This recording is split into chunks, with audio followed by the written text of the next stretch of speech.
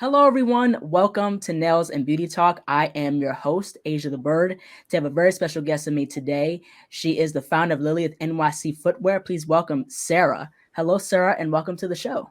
Hi, Asia. Thank you so much for having me. How are you?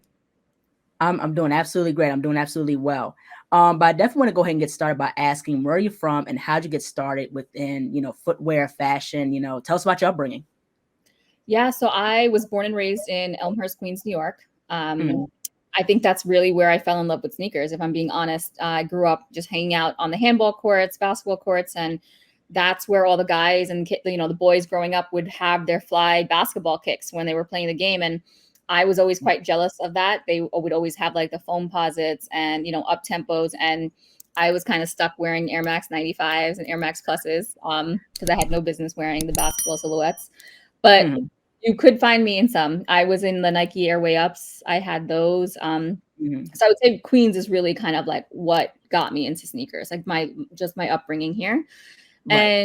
And didn't think I was going to ever be in footwear, if I'm being honest. I studied business in undergrad and had a 13-year career in the tech industry. I would build software analytics. That's my Mm, background. And then that's actually how I kind of landed at Nike through a data role, and then realized, hey, the industry as a whole is overlooking women consumers. And I right. know that firsthand from data. And so that's actually kind of, just knowing that and being frustrated as a consumer all these decades, decided to Mm, start my own brand in 2020. mm. Yeah, that's really, really cool. Now, in terms of your roots, so your family's from Sri Lanka, Mhm. and the thing is that my dad was in the military, in the 1980s, and he visited Sri Lanka. So, what parts within your parents' culture do you still keep with you?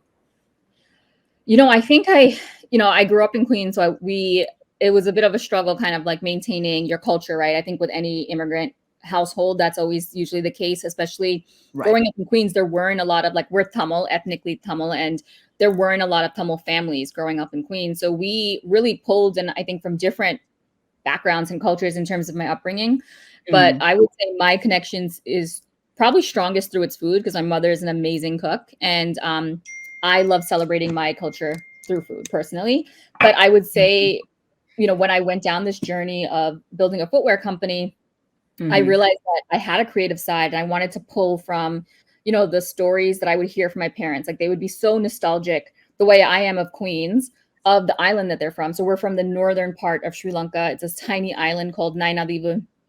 And, as I mhm, was building the brand and, we wanted to build the brand around divine feminine, our island is called Nainadivu. It means island of serpents. The serpent through time, history, culture, religions has always been a symbol of the divine feminine. So all of these mhm. themes were converging, and it just made sense to really draw from my background and my culture.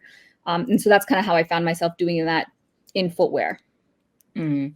Yeah, that's really, really amazing. But I also want to get into as well, like with Indian culture, they're known for flowing garments, very colorful, Mhm. very opulent with the gold and the silver accents. You guys are big into jewelry. So have you ever thought about within your shoe wear, your footwear, excuse me, incorporating those aesthetics, within, your culture, within your shoes?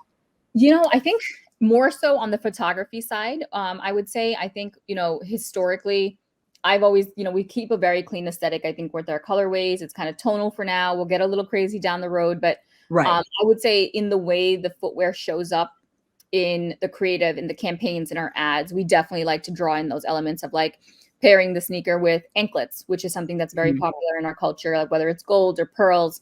The jewelry that the models would often wear is heavily influenced by like the subcontinent. And so 100%, I don't think we don't do so much of it directly on the footwear, but it's in terms of how the brand shows up so that people feel seen, right? I think when I started the brand, my issue with the industry was I would never see myself in these campaign ads. I would never see Latinx folks or Black folks in ads the way that I wanted to see, Right. our community represented. And so I think that's why when we do our creative, when we think about the advertising, we do it such that folks see themselves in it, right? Like in our first campaign, I made sure that we had folks who grew up in Queens because that was so core to my, sneaker cult, falling in love with sneakers was so tied to my upbringing there. But I never saw people from Queens being represented. And we know Queens is a place that really drives sneaker sales, right? Sneaker sales and sneaker culture.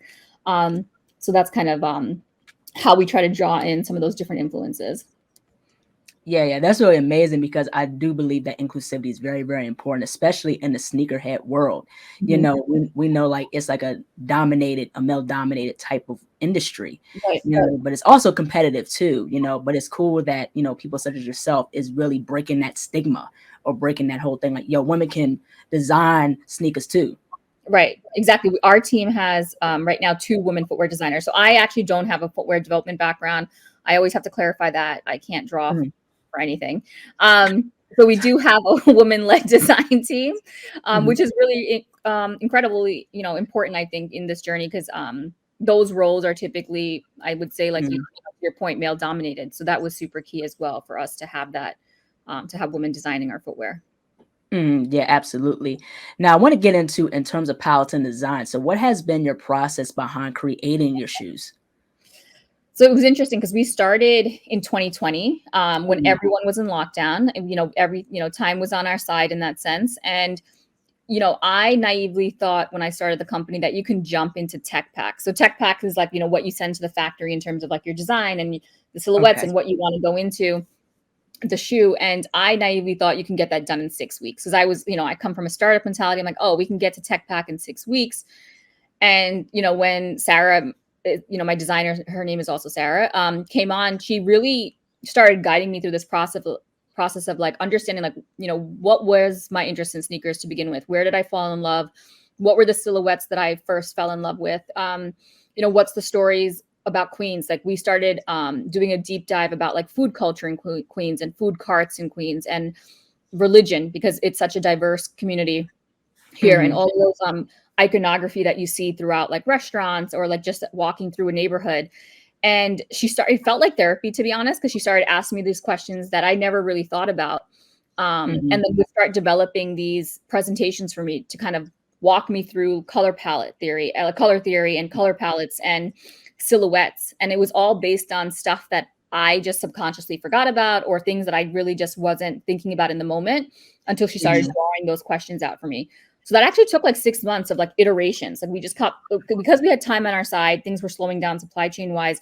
We had the luxury of taking our time with it and coming up and developing our first silhouette. So the first silhouette, I knew I wanted a low top because I'm 5'3", I'm pretty short.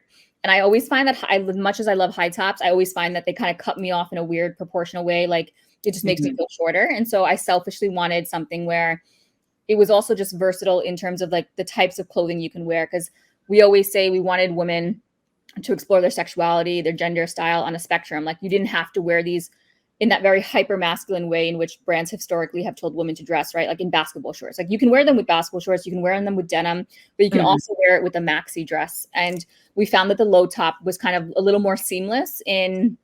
in those design styles that we wanted the folks to pair it with. So that's how we approached just like from a low top versus high top silhouette. And then Sarah actually had found, I had shared some photos from childhood of like, immigrant parents always put us in socks and sandals, right? It's a look now. People love it with Birkenstocks, but you really did get clowned for it when you were a kid. And so she kind of wanted to introduce like the strap, as well as originally we did neoprene, but it was originally a sock liner. Right. And so that was kind of a nod just to the photos that she found and came across. She's like, we should really lean into this, right? Because this is like your first silhouette, you know, footwear as a, in the photo as like a nod to kind of like immigrant culture Right. is really kind of how we came up with the first silhouette. And then in terms of colorways, we have 2 to start. So it was the concrete jungle green, Right. which we try to draw from like inspo from the islands, which we're from, and that's so lush, right? It's always green. But then we also kind of were pulling from like the bodega awnings in New York, right? Sometimes they're like these bright green, and so we were trying to like draw some inspo from Queens as well as Right. from Sri Lanka. And then the orange colorway was really Queens inspired in the sense that there's this architect from back in the day who would design these homes with an amber colored brick. And it's very Mhm. specific. It's quite different than the red traditional brick that you see in New York. It really stands out, and you'll see those houses in parts of Brooklyn and parts of Queens. And I actually grew up in 2 different apartments that used that brick. Hmm. Actually, what inspired. So we draw a lot of inspo from architecture. If you follow us on Instagram, you'll see that from women architects as well as male architects. But that is such a key to like our brand ethos. And so we try to pull those as points of inspiration, even for our colorways. Mm-hmm. Now, let me ask you this: like, what era of fashion or footwear were you the most inspired by, possibly? I think the 90s, I am such like, I don't like, to be honest, when I look at my collection, I still collect like Air Max Pluses. Like I still love the old, like I always say like the silhouettes that are considered retro today are like the silhouettes I grew up with. We didn't call them retro, right? They just existed when we grew up in the 90s.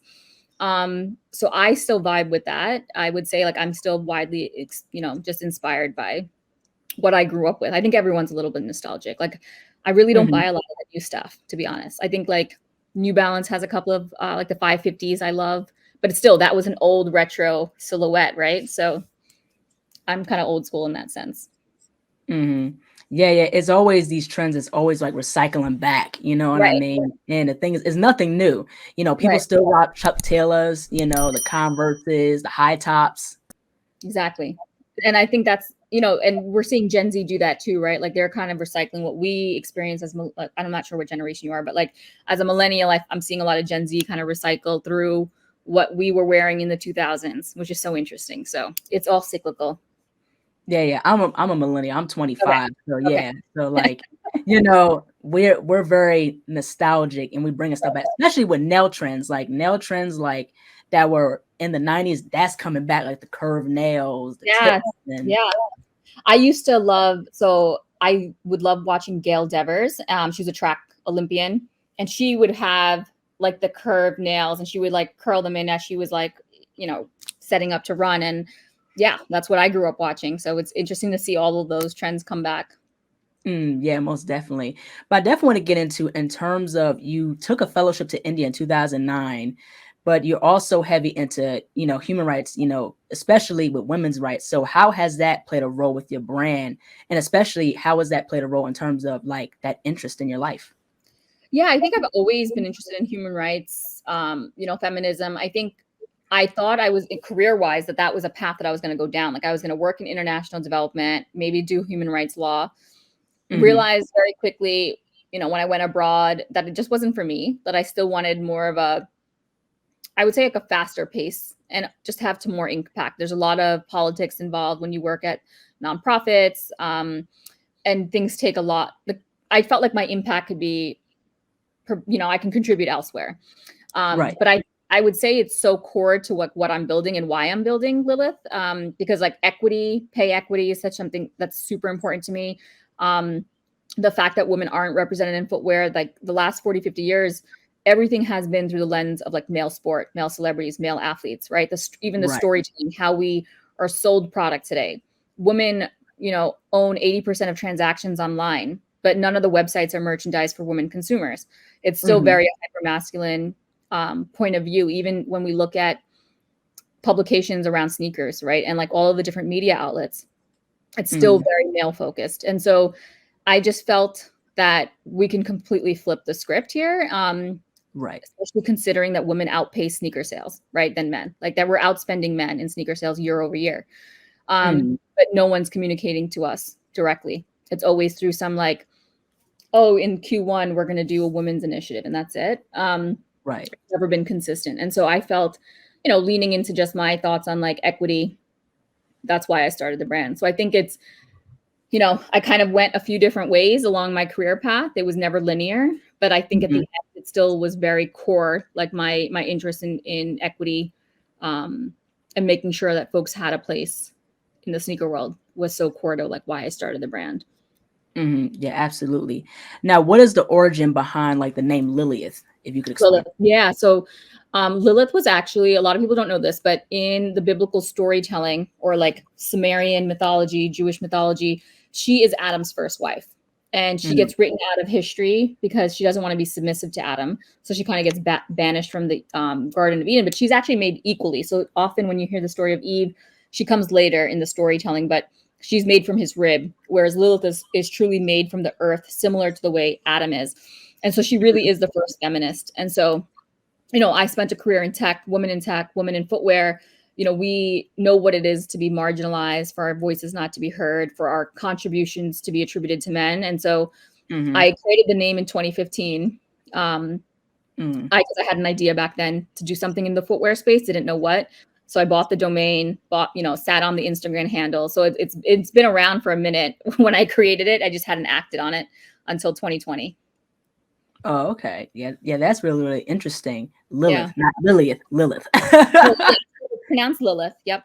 I know it's a little tricky with the double L's. Yeah, yeah, that's the thing.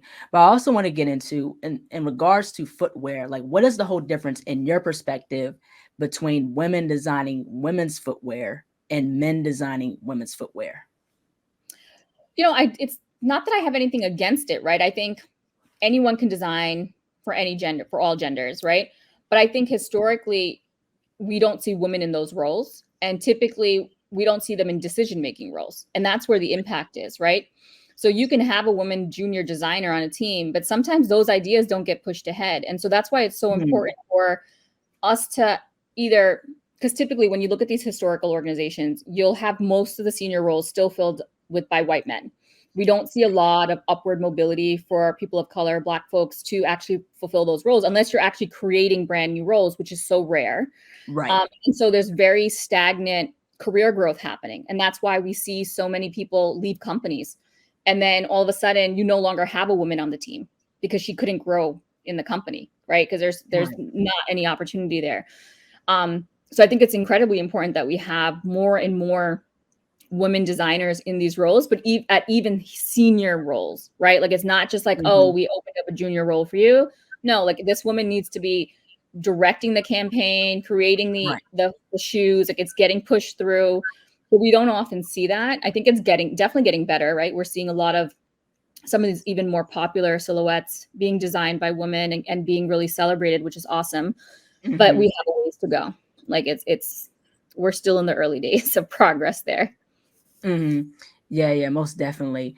But also, what are some things like elements of footwear do you think that men leave out when designing like women's like footwear, possibly?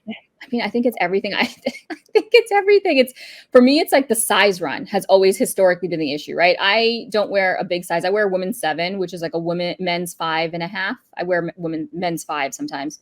And when there's a high heat drop, so high heat meaning for those are the folks who are not sneakerheads, just means something that's highly covetable, right? It's on the sneakers app of the Nike app. They typically drop in a men's 7, which is a women's 9. So you literally cut out the whole market right there with that one decision of not dropping it in smaller sizing. And then you get forced into grade school sizing. And the problem with grade school sizing is that they're not made for performance, right? They're usually using cheaper materials. It's a takedown version of the adult shoe. So you're forcing grown-ass women, but like grown women to shop in this, in like children's section, which is absurd to me. So I would say the sizing issue has always been a baffling issue for me. Apart from that, I think historically, I think it's gotten better because I love a pink shoe, but I think historically it has been pink and shrink for the most part. Being like, hey, like they want the pastels. Like, I'm someone who really loves, like, I think New Balance does a really good job with colors.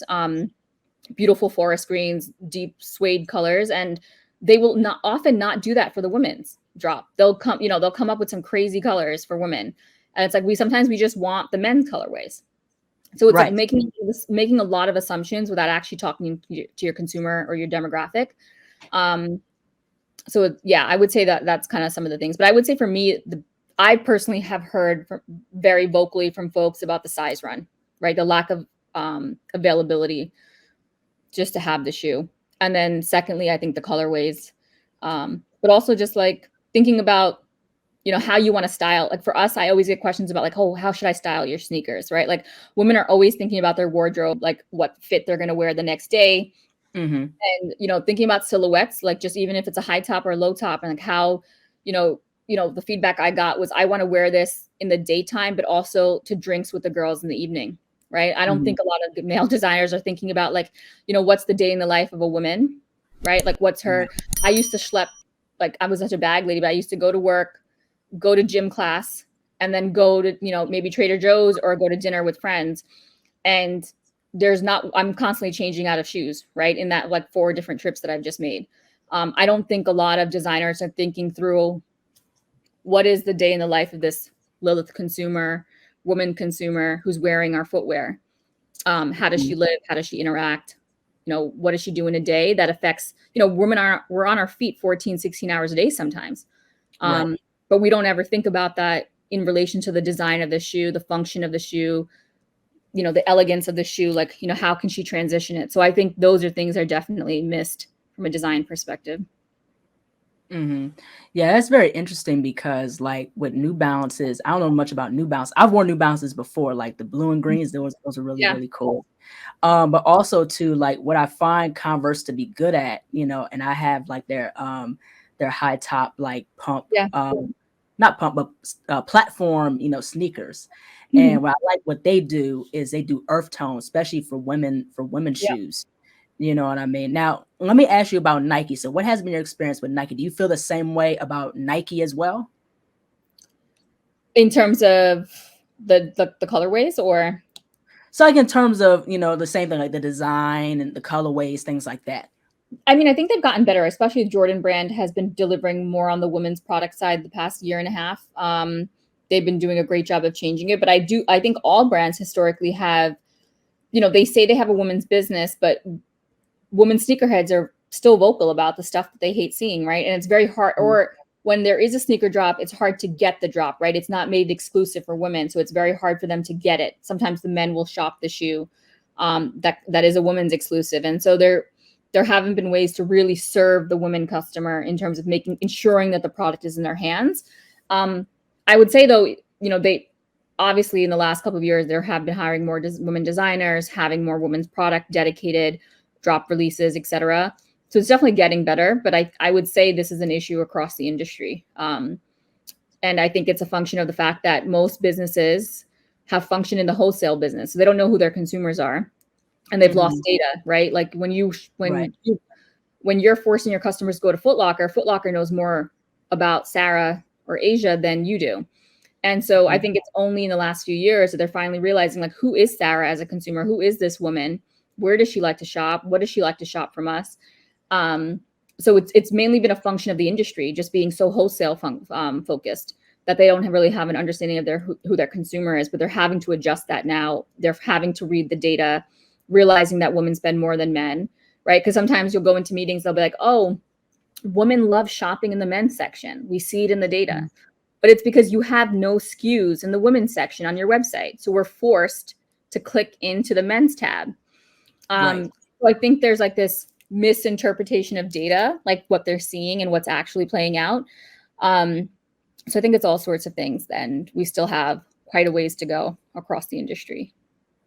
Yeah, yeah, exactly. But in regards to especially the sneakerhead culture and how Yeah. big it is, especially in Western culture, have you ever thought, within the journey of having Lilith, in terms of, have you ever thought about reconsidering, your designs and your footwear possibly? In terms of like, just like what, in terms of like the West, what do you mean by the Western culture? Sorry. So the Western culture, meaning like here in the United In States the or US. around Yeah. the US. No, 100%. I think the US is still so hype focused. Like I always say, like hype Mhm. has an expiration date. I think at the end of the day, even women consumers, women sneakerheads are still wanting like the Nikes on their feet. They're still a little probably apprehensive to a new brand coming along because there's no hype behind a Lilith, right? And Mhm. so I would say when I go, because we have customers from abroad, and I would say their perspective of our brand is completely different, right? Like they're not really focused on hype. They're really focused on premium, luxury, well Mhm. engineered sneakers. And sometimes in certain cities, they want something that no one else has, right? It's like Right. they were first in the know about a product. And you don't get that so much in the US because US, I would say, is more follow. Like they tend to follow the trends, whereas like Asia, even historically, like Japan has always set the trends fashion wise, sneaker wise, and then the US plays catch up. So that's kind of why I love looking globally at our consumer base, because I think the trends are being set on this other side of the world, right? And we're playing catch up, and we're kind of playing into this hype culture and scarcity model. But the rest of the Mhm. world is like, we just want really good, well-designed shoes, or like I want a shoe in my size. In some countries, the women wear smaller sizing, and it's been really hard for them to get a size 5 because they've been shopping in the men. Like, so when they see our product, they're like, yes, I will pay extra for shipping because the first time I've been able to get a woman's shoe in a size 5. Um, so it's been interesting to see just consumer behavior across the globe for us because it's Mhm. different country to country. to be honest. Mm-hmm.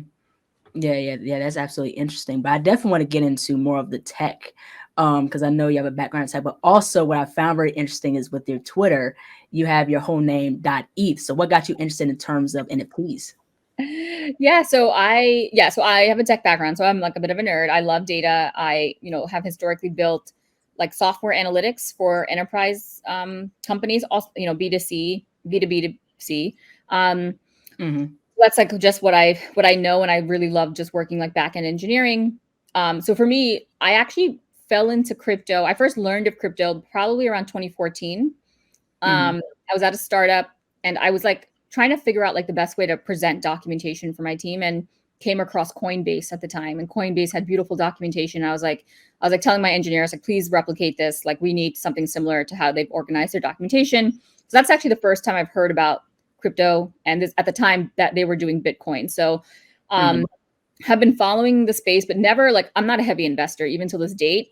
I think Mm-hmm. application of the blockchain is going to be super important going forward across industries. So I'm not someone who buys like a lot of NFTs myself. Like, I just recently bought a friend's sneaker project. He's doing like a digital physical situation, but Mm-hmm.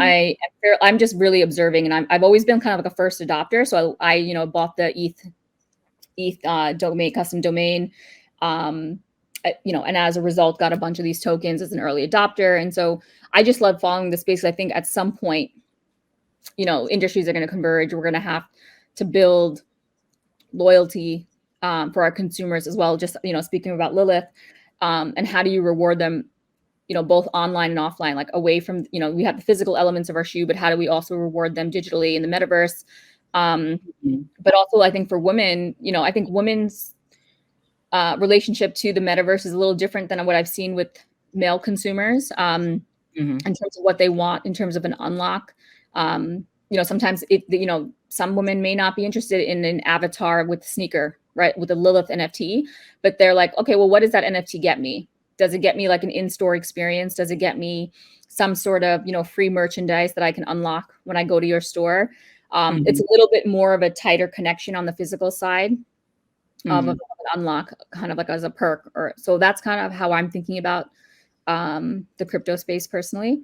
But I just love, from the technology standpoint, I just love observing it, like from a security infrastructure. I still think we're in the early days, but I just Mm-hmm. love keeping tabs on it. I kind of miss my tech background and the work that I used to do back then. So I like Mm-hmm. to keep one foot still in the digital world.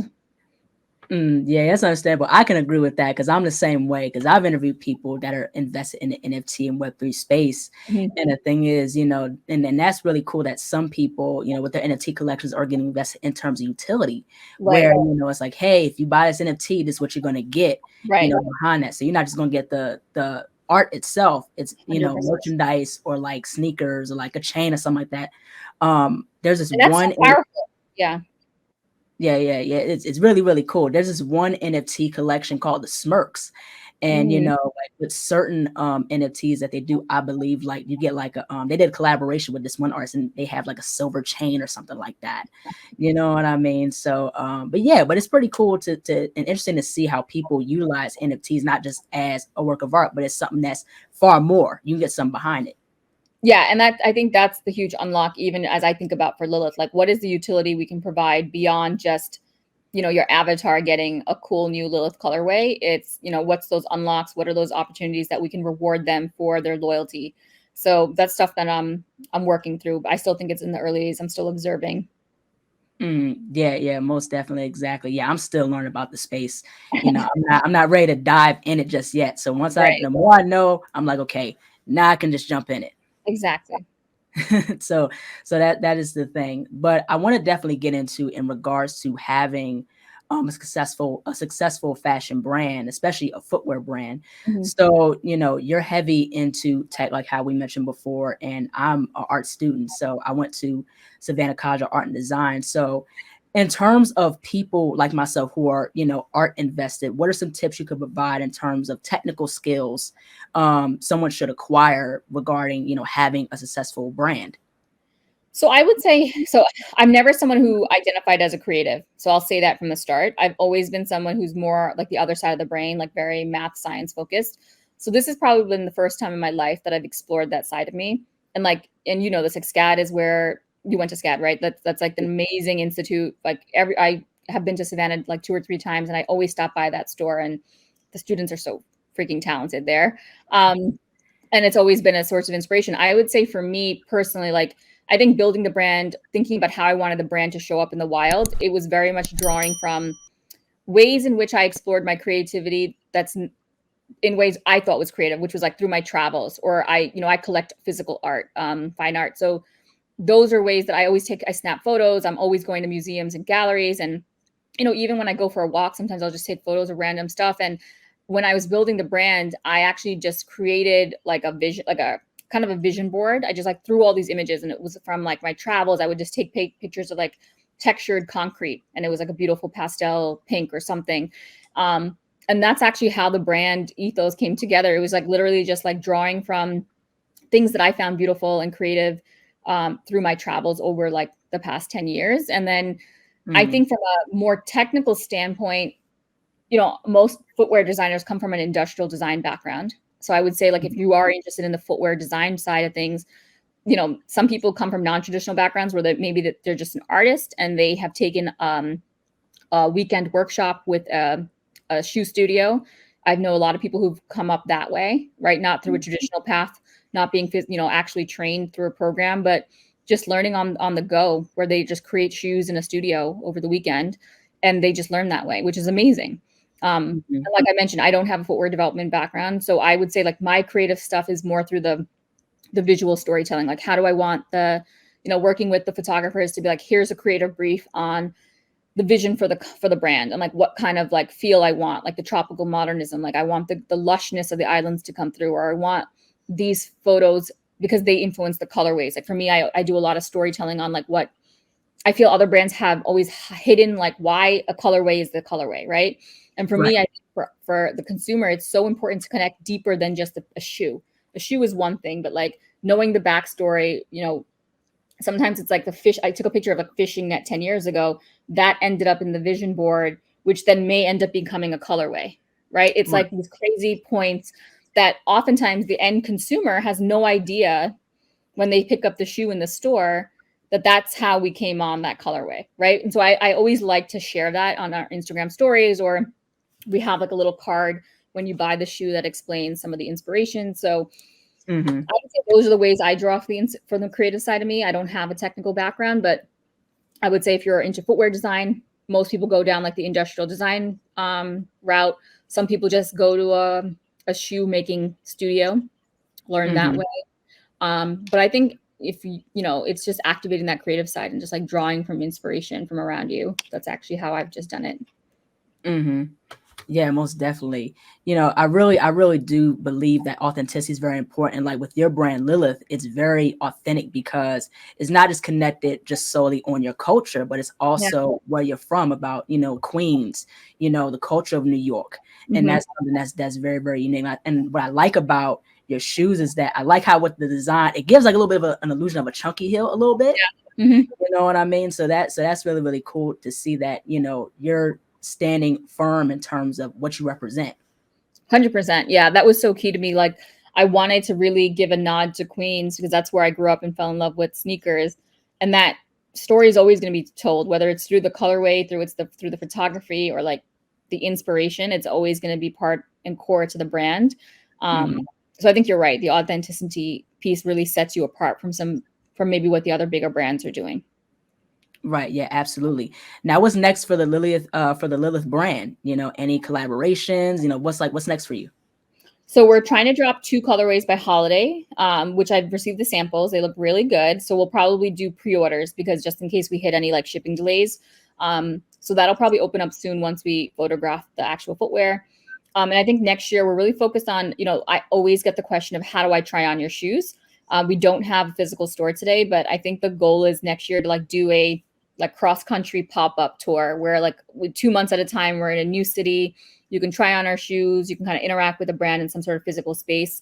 Because, we know that there's demand for that. Like we just, it's a lean team at the moment. So it's just figuring out strategically what cities we're going to hit up. and yeah, go from there. But it's been exciting. We just launched November 21. It'll be almost a year in a couple months. Wow. So much, yeah, so much has happened, and we're getting demands for like wholesale. So we're hoping also for, I think next year maybe we'll be in a couple of retailers as well. So yeah, exciting things on that front. But I'm excited for the colorways the most. Yeah, that's really, really cool. Yeah, I'm excited to see what you guys are gonna do. But Yeah. last but not least, where can people find Lilith on social media, and how can people support Lilith? Thank you. Yeah, so you can shop we still have the 2 colorways, concrete jungle green, amberlou brick, in stock on our website. Our website is lilith.nyc, lilith.nyc. And it's the same for our Instagram handle, lilith.nyc, lilith.nyc. All right. Well, thank you so much, Sarah. Thank you so much, Sarah, for jumping onto the show. This is absolutely cool. I can't wait to see what your brand, goes from here. Just keep up the amazing work, and just thank you. Thank It's you been so much, great. Asia. This was lovely, lovely chatting with you, and thank you for having me on. Yeah, you're absolutely welcome. I really enjoy myself. Take care. Take care. Bye. Bye-bye. Hello, everyone. Thank you so much for watching. Please like, comment, share, and subscribe to the channel. Be sure to click the bell for notifications. Also, follow me on my social media platforms and visit my website, asiaticbird.com, and be on the lookout for more interviews to come very soon. Take care and stay beautiful.